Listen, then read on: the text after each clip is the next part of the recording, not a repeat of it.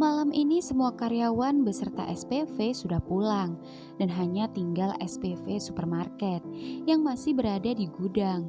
Sedangkan CS dan security masih menunggu Cemoro yang masih di dalam gudang, tak kunjung keluar. Tan, coba kamu aja yang masuk ngecek Pak Cemoro. Kok lama banget ya gak keluar-keluar? Aku gak berani, Pu. Sama. Ngomong-ngomong, ada apa sih dengan Pak Cemoro dan Bang Dono? Kenapa Bang Dono tiba-tiba pulang? Kok tanya sama aku? Kenapa tadi gak tanya sama Bang Dono? Gak berani aku, Pu. Tadi kamu tahu gak? Pas Bang Dono keluar dari pintu samping, dia kesal. Udah gitu dia matain serokan yang ada di samping pintu. Kan aku jadi ngeri, Pu. Serem juga ya, Tan. Itulah, makanya aku bingung. Apa yang buat orang sebaik Bang Dono, ramah, ceria, ganteng, jadi berubah kayak buta hijau gitu? Mana aku tahu, dan aku penasaran sama hubungan mereka. Ya makanya. Pak, waktunya buang sampah. Cepat, semua sudah pulang. Iya Pak, jawab Rotan dan Kapuk yang melihat mata Cemoro sembab tapi tak berani bertanya. Pak, Bang Dono tadi tiba-tiba pulang. Saya nggak tahu kenapa. Biarkan saja. Iya Pak. Cemoro pun seperti biasa mengawasi kedua CS itu buang sampah. Dan begitu selesai dan absen, Cemoro pun menutup toko bersama security dan kemudian melajukan mobilnya turun. Dan ketika turun, dia tak melihat sang suami yang biasa menunggunya seperti malam-malam sebelumnya. Cemoro pun sedih, dia menyesal dan terpancing emosi sampai terucap kata pisah dari mulutnya. Harusnya dia bisa menahan mulutnya, tapi mengapa rasa egoisnya membuat ia sulit mengucapkan kata maaf. Cemoro kesal pada dirinya sendiri. HP-nya berbunyi, atasannya menelpon. Sayang, abang menuju hotel. Mengapa kamu belum datang? Bang, gue gak enak badan malam ini. Ucap Cemoro beralasan, padahal kepikiran Cendono. Oh ya, apa perlu abang antar ke rumah sakit? Gak usah bang, kayaknya kecapean aja. Kamu terlalu bekerja keras Cemoro. Abang tahu itu. Lebih baik besok ambil cuti 2 hari. Besok biar abang bilang sama kepala toko. Dan kamu pulang saja malam ini. Istirahatlah, abang gak apa-apa. Iya bang, makasih ya. Iya sayang, tutut. Cemoro pun langsung melajukan mobilnya pulang ke rumah. Dia ingin menemui Cendono, berharap Cendono masih mau memaafkannya. Dan tak lama kemudian mobilnya sampai. Cemoro langsung membuka pintu. Bang. Cemoro masuk ke dalam kamar, namun tak beda jauh dari Pinus. Setengah barang-barang Cendono telah kosong. Rupanya Cendono benar-benar kecewa dan pergi meninggalkannya. Cemoro sesegukan. Tangannya meraih foto album pernikahannya, lalu air matanya menetes di foto albumnya. Ujung jarinya mengusap foto Cendono, lalu mencoba meraih HP-nya menghubungi Cendono. HP-nya aktif, namun Cendono tak mengangkat. Cemoro mengetikkan pesan. Bang, pulang bang. Tadi gue gak sengaja bilang pisah. Dan pesannya langsung dibalas. Gak sengaja bilang pisah, tapi sengaja selingkuhin abang. Maaf bang, gue pengen jelasin semua. Gue salah, tapi please abang pulang. Maaf, kamu bukan siapa-siapa abang lagi. Cemoro pun sedih. Dia tak kuat menopang tubuhnya.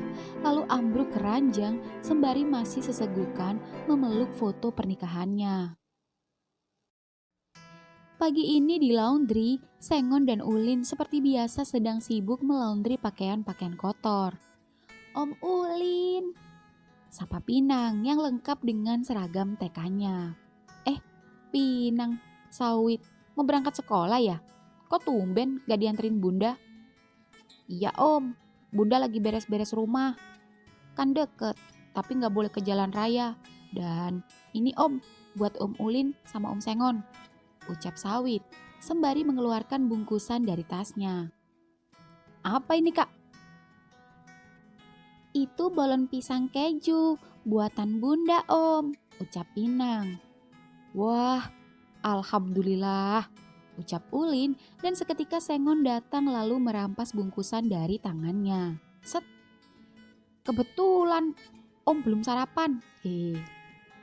Idih, jangan dihabisin Ngon.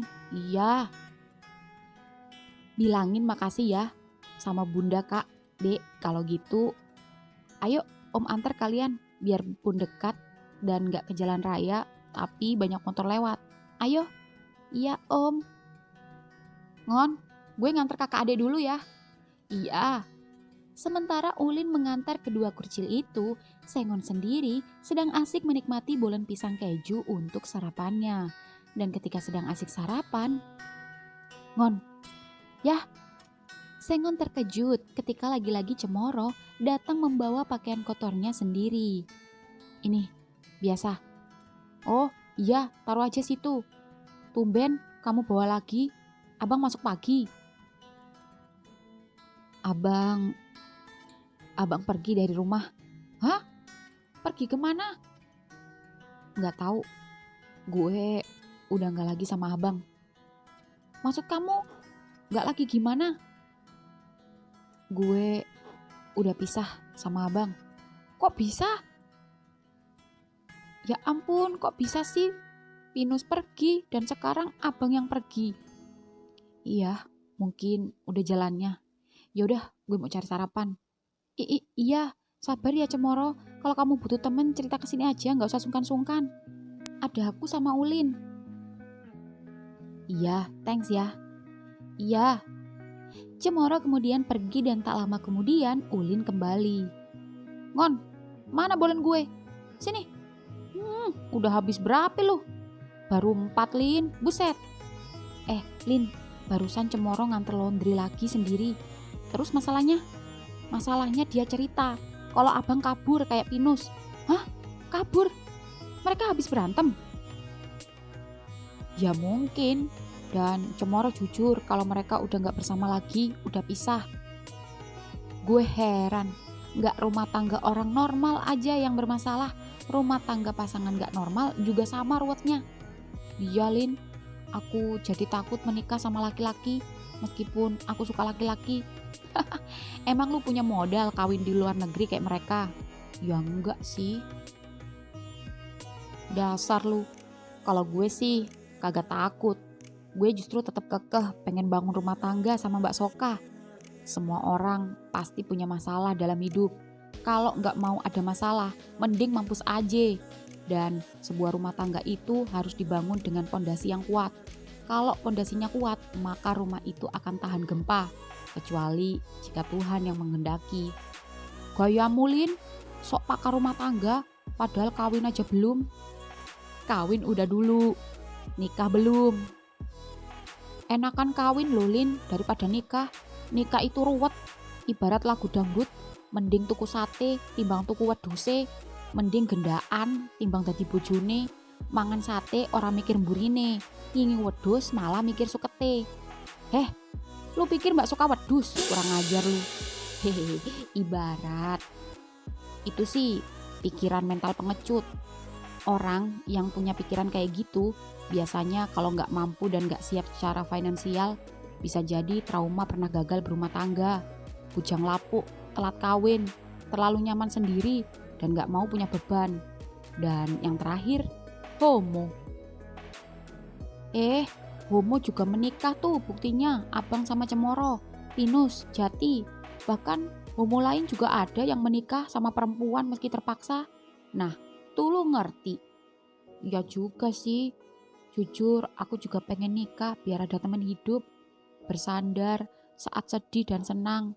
Tapi sama siapa? Kalau sama cewek malah kayak lesbi kita. Tungguin aja pangeran cilok lu sampai dia kilaf doyan sama laki. Susah. Di dunia ini apa yang tidak mungkin? Ya semoga aja dia kesambet mau sama aku. Pagi ini di bubur ayam cukup ramai. Bambu sibuk melayani pembeli. Mas, bubur ayam 1. Rame. Gak ada tempat duduk sama sekali. Iya Ti, bentar sabar ya. Bentar lagi pasti yang di ujung sana udah selesai.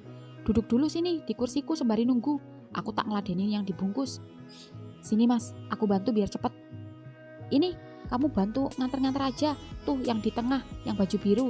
Yang ini gak pakai seledri, yang baju hijau. Oke.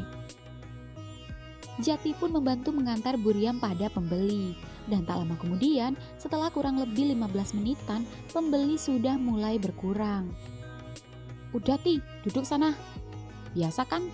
Biasa mas, nambah sate usus sendirian ya di mangkok 5 tusuk.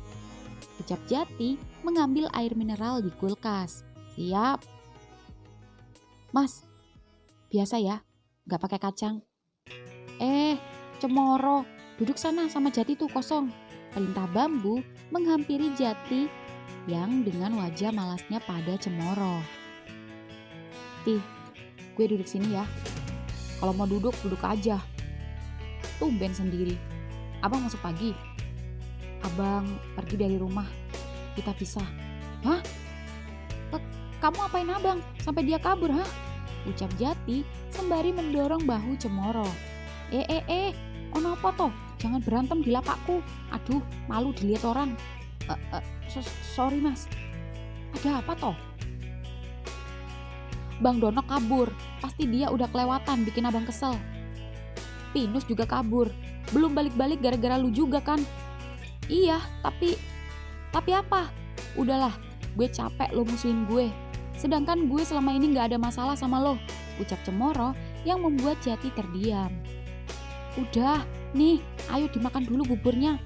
Biar calm down. Karena perut kosong bisa bikin emosi. Habis makan bubur, baru ngobrol baik-baik. Iya mas, gue nambah kerupuk. Pisahin di mangkok ya, perintah Cemoro. Oke. Nah, ini kerupuknya. Selamat sarapan. Yang anteng, jangan umek. Ucap Jati memakan sate. Dan dia kesal. Tiba-tiba Cemoro mengambil sate di mangkok Jati. Dan Jati yang kesal pun membalas mengambil kerupuk di mangkok Cemoro. Udahlah, jangan kayak anak kecil. Dan jangan merasa paling benar. Karena kita sama-sama salah. Akuin aja, ucap Cemoro. Jadi kamu secara gak langsung ngaku kalau kamu bikin abang kecewa. Mengangguk. Gue salah dan gue pantas ngedapetin ini. Abang pantas ninggalin gue. Dan gue pasrah. Abang gak akan mau kembali sama gue. Pasti dia udah jijik banget sama gue. Jangankan abang. Aku aja jijik sama kamu. Brak, memukul meja. Tih, gue udah baik-baik ya sama lo. Tapi lo gak ada respeknya sedikit pun sama gue. Suami gue udah pergi.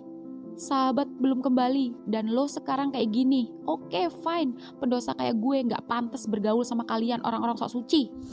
Cemoro yang kesal menaruh uang di meja, lalu pergi meninggalkan lapak Buriam dan kembali ke rumah. Sorry ya mas. Udah gak apa-apa, untung aja udah pulang semua tuh pembeli. Iya mas, maaf, dia bikin kesel sih. Yang bikin aku penasaran, padahal Cendono itu orangnya baik, gak neko-neko. Padahal kalau dia mau nakal, mau ndablek ya bisa-bisa aja. Orang cah ganteng, gagah. Jangankan laki, cewek aja banyak yang naksir. Itu dia mas. Aku jadi penasaran. Coba aku telepon abang. Iya coba. Penasaran juga aku. Memanggil Cendono. Halo bang, abang di mana? Abang di tempat yang aman. Kamu jangan khawatir. Abang gak bisa kasih tahu kamu abang di mana karena abang lagi ikut orang. Tapi nanti kalau abang udah siap, abang akan kasih tahu. Ini aku lagi di bubur ayam sama Mas Bambu dan barusan aku habis berantem sama Cemoro. Abisnya kesel sih. Tapi emangnya abang beneran pisah sama Cemoro? Abang belum bisa bicara apa-apa. Abang masih shock. Tapi abang minta tolong bantu abang pantau Cemoro untuk abang. Siap bang. Tut. Di tempat lain, di sebuah ruangan, Cendono sedang menunggu seseorang. Cendono bersyukur ketika dia mendapat problematika rumah tangga dan harus membuat dia pergi dari rumah, tak tahu harus kemana. Di saat itu pula ia mendapatkan pertolongan.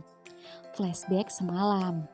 Cendono yang tak tahu entah kemana saat ini hendak membeli kopi di sebuah kafe yang masih buka sampai dini hari. Dan ketika baru memarkirkan motornya, "Adek, awas mobil!" Cendono menangkap anak kecil yang tak lain adalah anak yang ia selamatkan tadi saat di mall, saat hampir kejepit lift bersama kedua orang tuanya. "Aduh nak, berapa kali papa bilang jangan nakal, tunggu papa. Bandel banget sih." "Loh, masnya? Bapak ketemu lagi? Ya ampun mas, saya benar-benar berhutang budi dan berhutang nyawa sama mas. Udah 2 kali ini anak saya hampir celaka, dan 2 kali ini juga masnya jadi penolong anak saya." "Siapa nama mas?" "Saya Cendono pak." "Saya Bengkurah, panggil saja Pak Beng." "Oh iya Pak Beng. Sudah pulang kerja ini pasti mau ngopi. Ayo sekalian saya traktir ngopi." "Ah terima kasih pak. Silakan duduk. Mbak, pesan espresso 1 ya. Mas Cendono kopi apa? Silakan pesan." "Kopi susu aja pak." "Adik mau apa?" "Burger sama kentang." "Mbak, espresso, kopi susu, banana split, burger, dan kentang goreng." "Baik pak." "Jadi mau kemana mas? Kok tadi saya lihat bawa barang banyak?" "Saya rencananya mau pulang kampung pak." "Loh, kenapa?" "Ya, saya sudah berhenti bekerja sebagai cleaning service dan sudah tak ada tempat tinggal lagi." "Oh, jadi gitu. Ya ampun mas, kasihan banget. Sebentar, ada telepon dari anak buah saya." "Iya pak." "Ya Per, gimana?"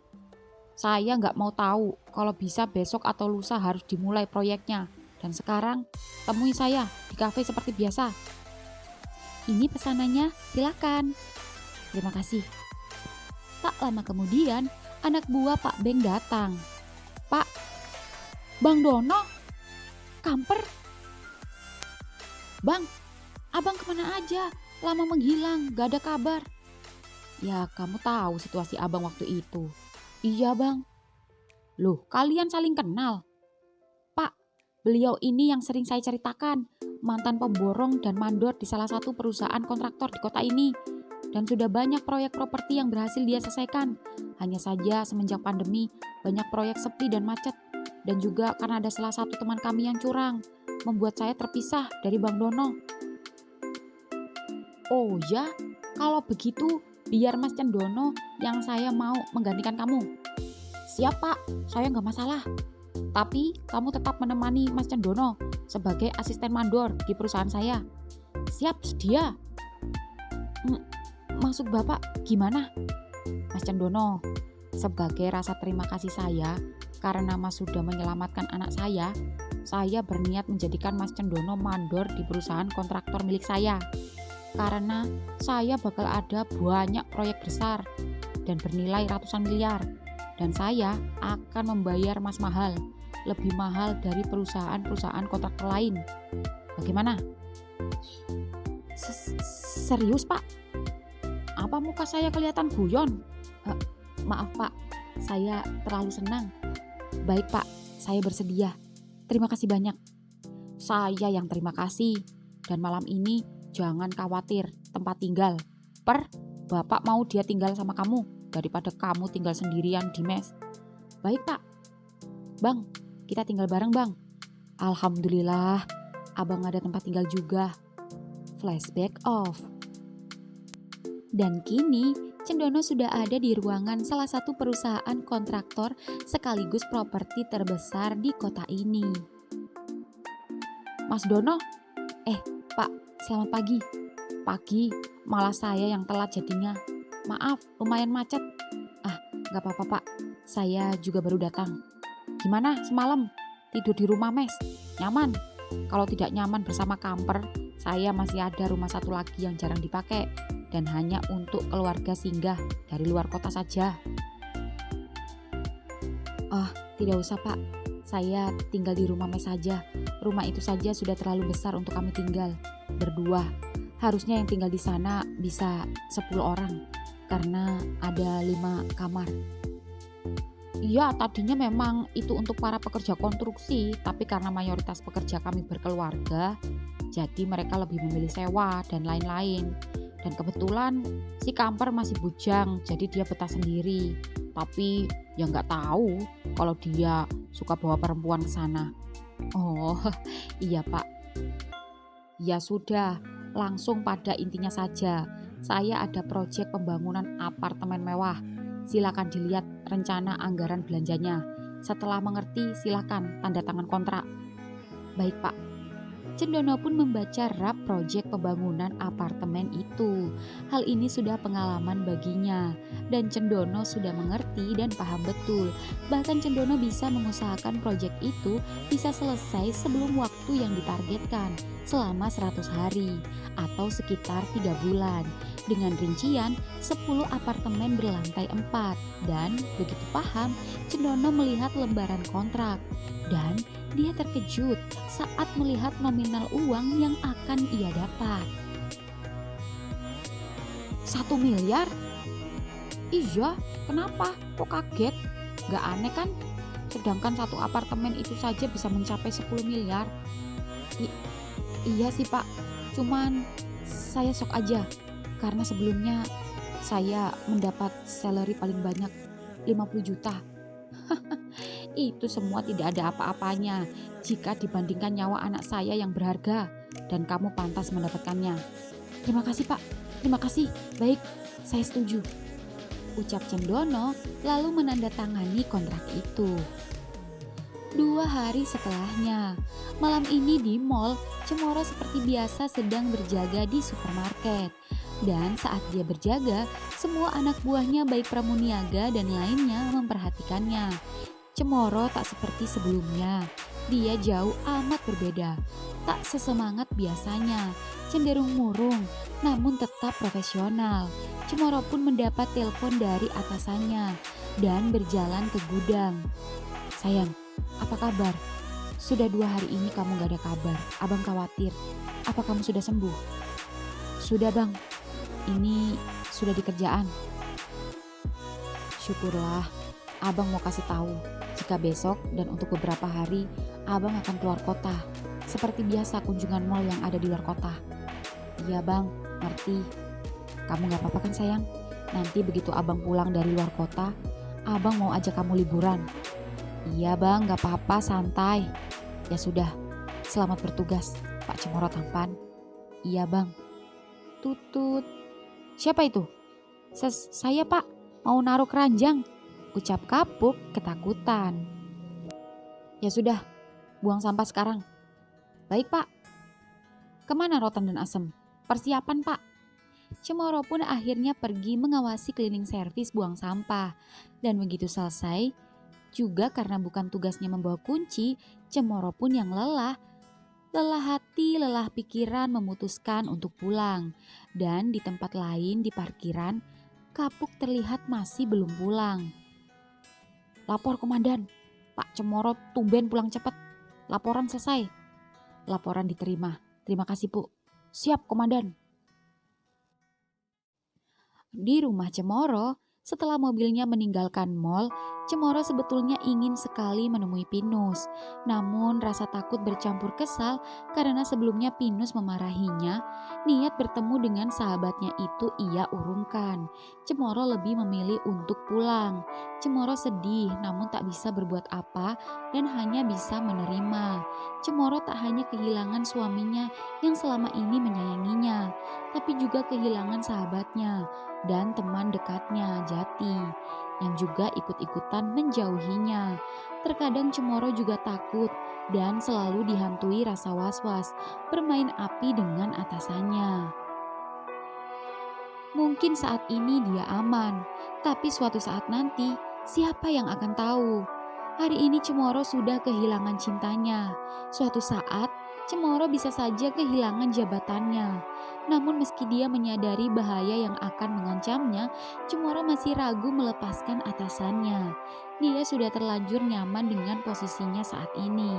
Tapi di sisi lain, terselip rasa di hati kecilnya untuk mengakhiri hubungan gelapnya dengan suami orang itu. Cemoro bimbang. Mobilnya kini sudah sampai di rumahnya. Dan dia tak sengaja melihat Jati duduk di teras rumahnya. Namun Jati masih sama, yakni terlihat acuh kepadanya. Cemoro pun yang keras kepala memutuskan masuk rumah tanpa menyapa Jati, sedangkan Jati sendiri tampak menelpon seseorang. "Bang, Cemoro udah pulang. Tumben dia jam segini udah pulang. Biasanya jam 11 bahkan lebih. Makasih Tih, tolong pantau dia buat abang. Tetap rahasiakan abang dari dia." "Siap bang." Jati pun menutup teleponnya. Lalu entah mengapa Jati melangkahkan kakinya ke rumah Cemoro. Lalu mengetuk rumah Cemoro. "Tok tok tok. Cemoro." Cekrek. "Tih," ucap Cemoro terkejut ketika Jati tiba-tiba menghampirinya. Namun meski dalam hatinya senang, Cemoro masih pasang muka datarnya. "Ada kopi nggak? Aku pengen ngopi dingin-dingin. Biasanya abang selalu nyediain kopi. Kopiku habis di rumah. Warung depan tutup, males. Mau ke Alfamart." "Masuk, gue cek dulu." Jawab Jati yang melihat Cemoro membawa handuk. "Tih, ada nih, ada kopi susu, kopi hitam, ada juga masih banyak. Lo mau yang mana?" teriak Cemoro dan Jati menghampiri. "Gue mau kopi susu aja." "Yah, hujan kampret," ucap Jati mengambil sesaset kopi susu lalu hendak pulang. Tapi Cemoro langsung mencegahnya. Tih, lo ngopi di sini aja ya. Gue kesepian. Kalau lo gak keberatan," ucap Cemoro menatap Jati. Dan Jati juga menatapnya sepersekian detik hingga akhirnya, "Ya udah, kamu mandi sana. Aku bikin kopi. Makasih ya." "Kamu mau aku buatin juga nggak?" "Gak usah. Biasanya abang selalu buatin gue teh ketika pulang kerja." "Mau aku buatin?" "Gak usah. Ntar gue buat sendiri." "Ya udah sana." Tak lama kemudian, Cemoro keluar dari kamar mandi, lalu membuat teh hangat dan berjalan menghampiri Jati yang duduk sembari menonton TV. Ya, gol! Yes, 1-0. Gila, kalau abang nonton sama Pinus, pasti seneng banget ini. Pelangi FC menang lagi. Gue jadi kangen abang, baru 2 hari aja dia pergi. Gue benar-benar kehilangan. Kamu baru 2 hari aja udah kebingungan, gimana aku? Ucap Jati yang seketika Cemoro ingin memberitahu keberadaan Pinus. Lagi pula, Pinus yang awalnya mengancam akan melaporkannya pada Cendono, Cendono sendiri sudah memergokinya. Jadi tak ada alasan lagi untuk menyembuhkan Pinus dari Jati. "Tih, gue pengen ngomong serius."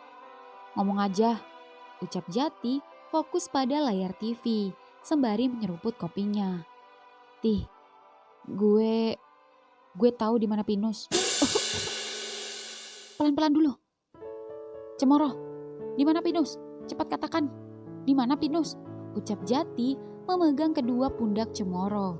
"Sabar, jelasin gue ngomong dulu." "Iya, di mana?" "Pinus baik-baik saja. Pinus bersama bocah pengamen dan pemulung." "Pengamen? Pemulung? Di mana? Antarkan aku ke sana malam ini juga." "Tih, tenang, di luar hujan. Lebih baik besok saja." "Tapi aku udah gak sabar ketemu Pinus." "Iya, gue tahu. Besok gue masuk sore. Besok pagi gue antar lo ke sana. Tapi dengerin penjelasan gue dulu." "Oke, katakan." Ucap Jati senang dan mengelus dada. "Pinus kecewa sama lo. Gue sebenarnya gak sengaja lihat dia ngamen waktu itu. Di lampu merah deket tol. Ketika dia memergoki gue sedang bersama atasan gue. Dia bersama dengan anak pengamen yang bersamanya. Dan seketika itu gue ngejar. Dia marah sama gue dan mengancam gue akan ngelaporin gue sama abang kalau gue kasih tahu keberadaan dia sama lo. Itulah mengapa gue terpaksa diem dari kemarin." Jati menjotos kursi. "Lo kelewatan. Jadi bener, lo selingkuhin abang." "Tih, emang anjing kamu. Dan gara-gara kamu yang harusnya aku udah nemuin Pinus, aku jadi gak nemu-nemu sampai capek-capek keliling gak jelas. Tih, kenapa lagi-lagi lo nyalain gue sih? Oke, gue akuin gue salah. Tapi meskipun gue kasih tahu saat itu juga, apa lo yakin kalau Pinus juga mau kembali sama lo, hah? Sedangkan dia bener-bener kecewa sama kelakuan lo yang open BO. Seketika ucapan Cemoro membuat Jati terdiam, dan keduanya terdiam mengatur nafas, sembari menatap layar TV, namun tak fokus pada pertandingan. Hingga akhirnya Jati menoleh pada Cemoro. Oke, aku minta maaf. Aku terlalu emosi, dan kamu benar. Sekalipun kemarin aku menemukan Pinus, belum tentu Pinus mau kembali karena kesalahanku. Bahkan saat bertemu besok pun, belum tentu dia mau aku ajak pulang. Baiklah, aku harus lebih tenang. Dan lagi pula malam ini kamu capek pulang kerja. Maaf ya, kita damai. Ucap Jati menepuk-nepuk pundak Cemoro, dan Cemoro menoleh dan tersenyum. Iya, gue juga minta maaf jika selama ini gue bersikap cuek. Iya, gue gak mau banyak omong dan mau ikut campur urusan pribadi kamu. Baik itu sama abang ataupun sama atasan kamu. Kamu punya hak memilih yang terbaik buat kamu, karena kamu yang menjalani. Makasih ya, Ti. Sama-sama. Kalau begitu malam ini lo nginep sini aja. Besok pagi-pagi kita cari Pinus, gak apa-apa kan? Iya, santai aja. Setidaknya aku tahu dia baik-baik saja. Dia baik, amat baik. Dan kamu tahu, dia mulai bisa berjalan tanpa tongkat. Walaupun hanya sebentar-sebentar. Oh ya? Alhamdulillah. Aku sudah tidak sabar menunggu mentari pagi, menemani langkahku menjemput pangeran hatiku. Pagi harinya. Ulin, Mbak Sokah, ini seperti biasa laundrynya. Dan ini Mbak tadi habis beli donat buat anak-anak. Dan sekalian Mbak beliin untuk kalian. Waduh, donat mahal nih. Makasih ya Mbak. Iya, Sengon mana? Sengon lagi beli bubur ayam Mbak. Oh ya sudah, Mbak balik ya. Mbak, ya. Kapan-kapan kita jadi jalan bareng kan? Maksudnya sama anak-anak. Ucap Ulin malu-malu. Oh iya, tapi Mbak masih sibuk soalnya. Nanti ya Mbak lihat schedule dulu. Iya Mbak. Ya udah Mbak pulang ya. Iya. Mbak Sokah, habis dari mana? Teriak Jati yang hendak ke laundry mengantar laundryan. Habis dari laundry biasa. Oh iya, Mbak kok gak pernah lihat Pinus? Oh, Pinus sedang pulang kampung Mbak. Ucap Jati bohong. Oh gitu, ya udah deh, Mbak duluan ya. Iya Mbak. Hehe. Cie, kapan disahkan? Sah palilu, ngomong aja belum. Lama amat, keburu diembat orang Lin. Gak peduli, gue percaya kalau jodoh gak akan kemana. Sebanyak-banyaknya dan sekaya-kayanya lelaki yang mau sama dia, tapi kalau Mbak Soka jodoh gue, dia bakal jadi milik gue. Iya deh. Nih, laundry spray. BTW, mau kemana lo rapi bener? Mau cari Pinus. Doain dia mau balik ya ke rumah. Hah? Pinus sudah ketemu? Iya, dan ini juga mau jemput dia sama Cemoro. Oh, ya udah, gue doain dia mau pulang. Biar rame banget kalau malam pada gitaran di depan.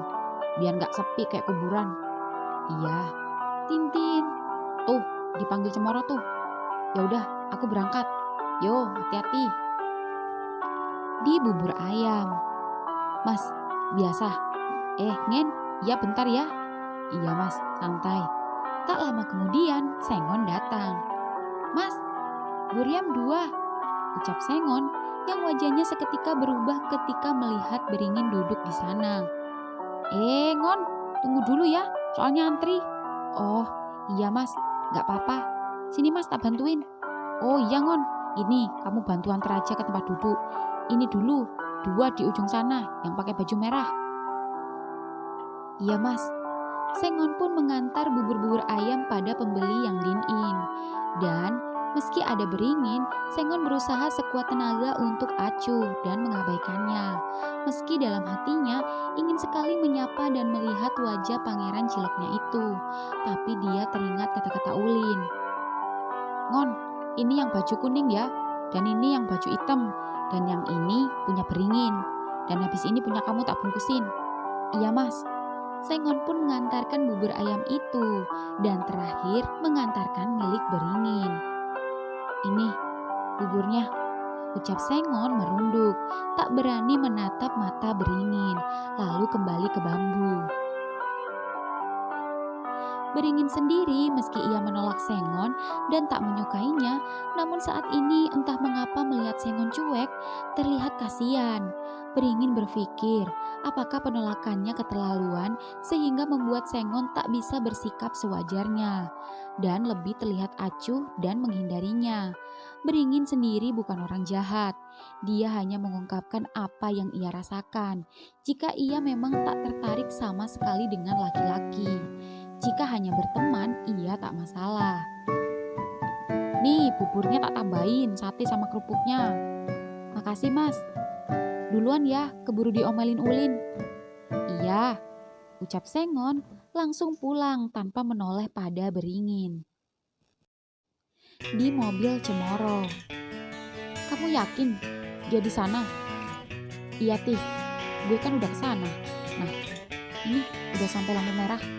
Tapi anak itu gak kelihatan. Jadi di lampu merah ini? Iya. Kita minggir dulu. Tunggu, kamu ingat gak foto Bang Dono yang udah dikirimin ke kamu kemarin yang kita lagi makan bakso? Soalnya aku lihat anak itu ngamen di sini. Anak kecil. Bentar, gue lihat. Oh iya, anak ini dah yang tinggal bersama Pinus. Kalau gitu ayo turun, kita kesana langsung jalan kaki. Iya. Kompleks Pemulung. Cemoro pun dan Jati kini sudah memasuki kompleks Pemulung. Nah, itu dia rumahnya, ucap Cemoro. Dan Jati pun tak sabar. Keduanya menghampiri rumah kardus itu. Nus, tok tok tok, cekrek. Cari siapa nak? Ucap seorang bapak-bapak yang keluar dari rumah kardus. Pinusnya ada pak. Oh, Nak Pinus bersama Ketapang dan Palem udah gak tinggal di sini lagi. Apa? Memangnya dia kemana, Pak?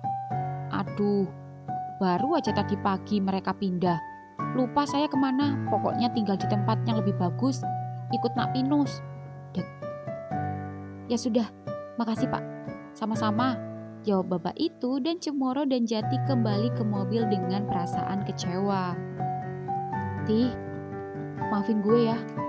Andai saja semalam gue nganterin lo ke sini. Sudahlah. Mungkin kita tak ditakdirkan bersatu lagi. Biarkan Pinus bahagia. Di proyek, siang ini Cendono sudah berada di proyek. Cendono yang terlihat tampan dengan topi mandornya itu sedang sibuk melihat lembaran yang ada di tangannya, sembari menunjuk-nunjuk area konstruksi. Bang, istirahat dulu, ucap Kamper pada Cendono. Kalian istirahat saja dulu, bentar lagi abang nyusul. Lagian abang lagi nunggu seseorang. Siapa bang? Cemoro? Bukan, tapi kalau kamu mau nunggu abang, tunggu sebentar di parkiran. Oke bang. Tak lama kemudian HP Cendono berbunyi. Bang, abang di mana nih? Aku udah di depan proyek yang banyak motor parkir. Oh, oke, tunggu abang ke depan. Iya. Tak lama kemudian Cendono keluar. Abang, wah gila, abang keren sekali kalau kayak gini, ucap Kapu melihat Cendono memakai seragam dan topi mandornya. Kamu bisa aja, kenalin, ini Kamper. Kenalin ini Kapu. Kalau gitu kita nongkrong di warteg ya, sekalian makan siang. Oke bang. Setelah pesan makanan, ketiganya makan siang bersama. Gimana Pu? Ada info apaan? Lapor Pak Mandor, Pak Cemoro sekarang berubah total semenjak abang resign. 1, jadi suka ngelamun. 2, jadi gak semangat. 3, suka pulang cepet. 4, ini perubahan yang paling disukai. Udah gak segalak biasanya dan mulai sedikit ramah. Ya meski sedikit daripada sebelumnya.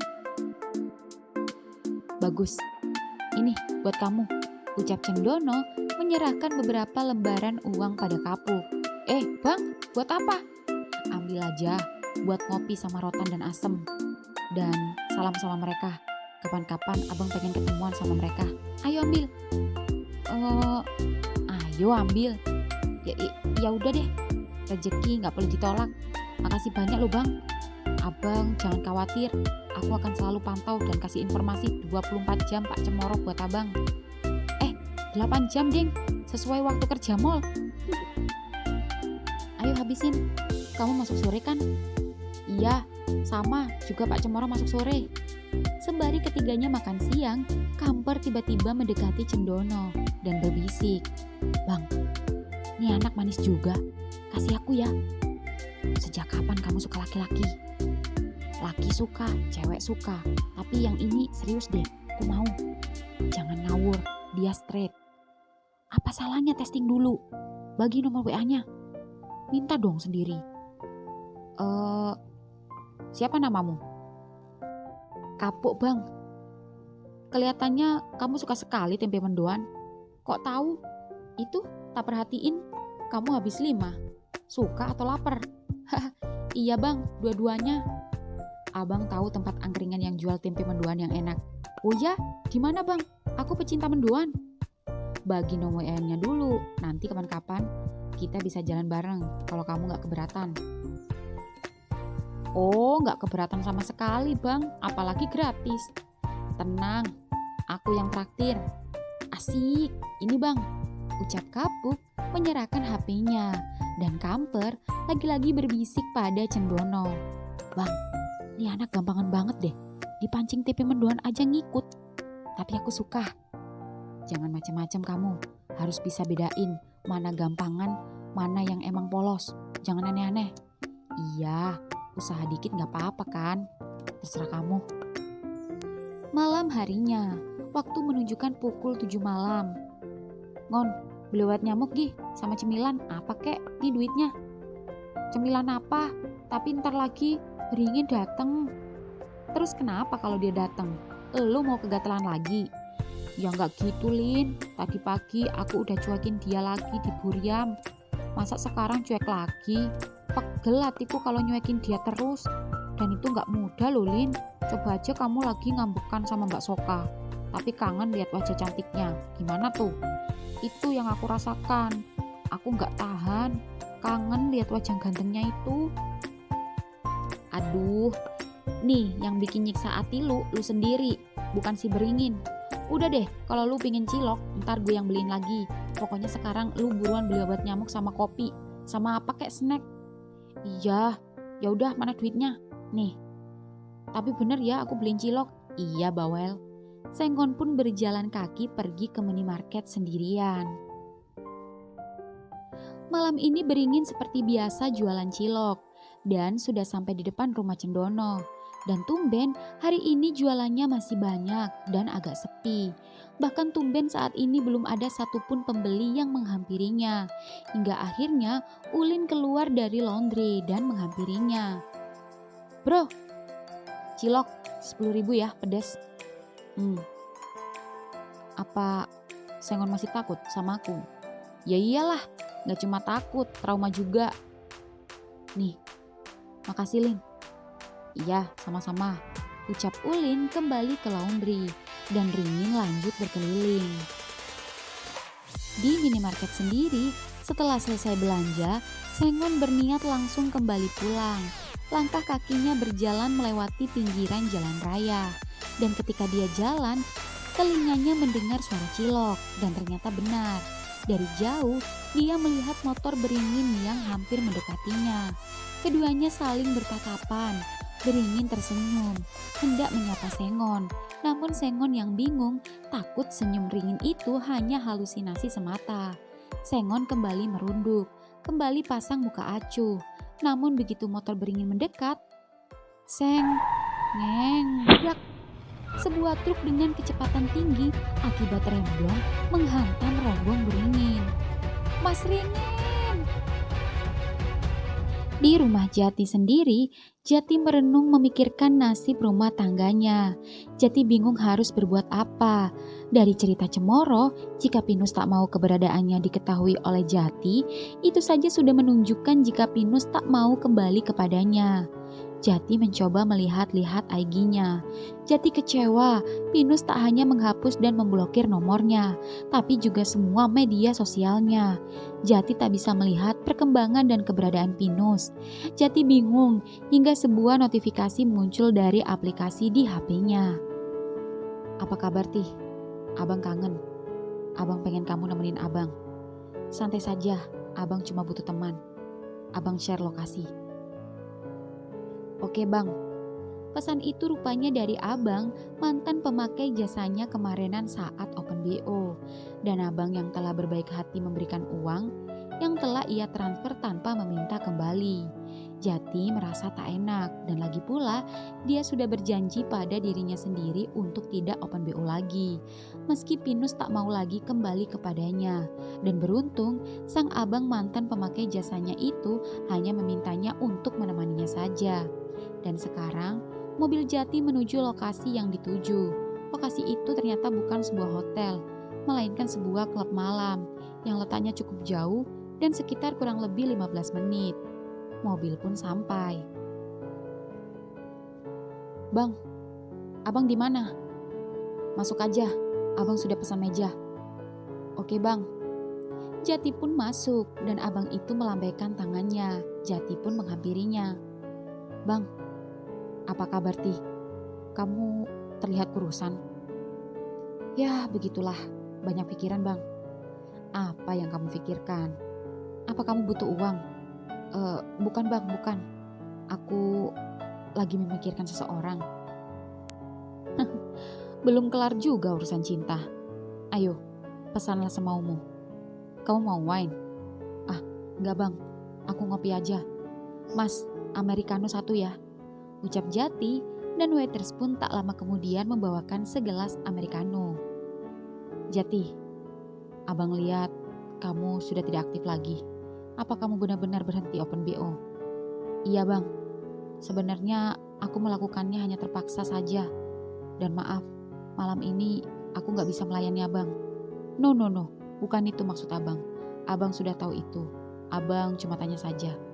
Ah, sudahlah, minum dulu. Iya bang. Sebenarnya abang hanya gabut aja. Ya biasalah, mau cari BO-an gak ada yang cocok. Jadi abang teringat kamu.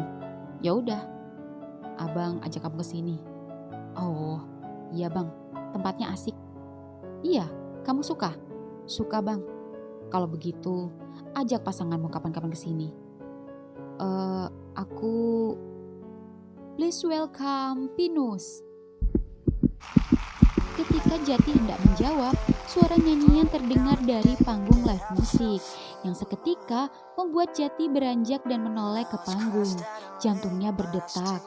Jati melihat Pinus tengah berdiri tanpa tongkat, sedang bernyanyi dengan tampan dan merdunya, dihiasi sorak dan tepuk tangan meriah dari para pengunjung, terutama para wanita. Lalu kemudian Jati melangkahkan kakinya mendekati panggung, dan akhirnya mata keduanya bertemu. Pinus berdiri di panggung, menatap suaminya yang berdiri di bawah memperhatikannya. Ya, Pinus tetap bernyanyi, menahan semua rasa yang ada di dalam dirinya, sembari menatap mata suaminya yang berkaca-kaca.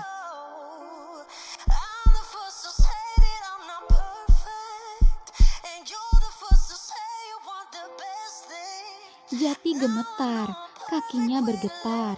Pinus tak kuasa melihat tangis Jati. Pinus terpejam, merasakan isi hati. Semua ikut bernyanyi, semua melambaikan tangan. Sebagian sibuk memfoto, sebagian menikmati lagunya. Bahkan tak sedikit yang mengajak pasangannya berdansa. Namun hanya satu yang terdiam, yang masih bertahan di tengah dengan mulut bungkam. Ingin sekali Jati naik ke sana, menculik dan membawanya kabur kembali ke istana kecil mereka, mengunci dan tak akan pernah membiarkan suaminya itu pergi lagi. Suaranya menggema, semua pengunjung terpana. Andai bisa, andai mampu, tapi Jati masih menunggu, menunggu Pinus selesai melantunkan lagu. Mata Pinus kembali terbuka. Suaminya masih berdiri di sana, sembari menyeka air matanya dan berusaha tersenyum kepadanya. Jati ikut bernyanyi, seolah turut menyanyikan isi hatinya. Ini adalah lagu yang selalu Pinus nyanyikan untuknya, dan Jati tahu itu. Malam ini, suaranya memang dibayar bernyanyi untuk pengunjung, tapi hatinya bernyanyi untuk Jati. Pinus masih bernyanyi, dan lagunya akan berakhir. Dan itu berarti berakhir pula pertemuan tak terduganya dengan mantan suaminya itu. Dan akhirnya, nyanyian itu terhenti. Pinus buru-buru ke backstage. Jati mulai panik. Jati hendak menerobos masuk, namun ditahan oleh 2 orang bodyguard. Yang tidak berkepentingan tidak diperkenankan masuk. Tapi Pak, ini penting menyangkut hidup saya. Saya ingin bertemu Pinus. Nus, tunggu Nus. Kembali Nus. Mas Pinus, apa Anda kenal? Maaf Pak, saya nggak kenal. Pinus sempat menoleh, tapi kemudian masuk kembali mengabaikan Jati. Nus, tega kamu Nus. Nus. Jati, ada apa? Bang, tadi itu. Tenang dulu, coba kita keluar. Siapa tahu dia sudah di depan. Iya bang. Jati pun berlari ke depan. Dan begitu sampai depan, Jati melihat Pinus baru saja masuk dari arah samping parkiran bersama 2 orang. Pinus, Pinus tunggu. Neng, Nus, berhenti Nus. Jati berlari kencang mengejar mobil yang dikendarai Pinus. Namun mobil itu terus melaju meninggalkan langkah kaki Jati yang mulai melambat. Nus. Pinus sendiri yang melihat suaminya berlari mengejar mobilnya berkata dalam hati. Ti, maafin aku. Aku akui aku juga rindu. Aku akui aku masih sayang kamu. Aku menghindar bukan karena aku jahat. Aku menghindar juga bukan karena berkhianat. Aku menghindar bukan karena aku sengaja lari, tapi aku menghindar agar kita saling memperbaiki diri. Dan bersabarlah Ti, selama ini kamu sudah berjuang untukku. Dan sekarang, biarkan aku yang berjuang untuk kita. Begitu aku menang, maka aku akan pulang. Aku sayang kamu Ti, bersabarlah untukku.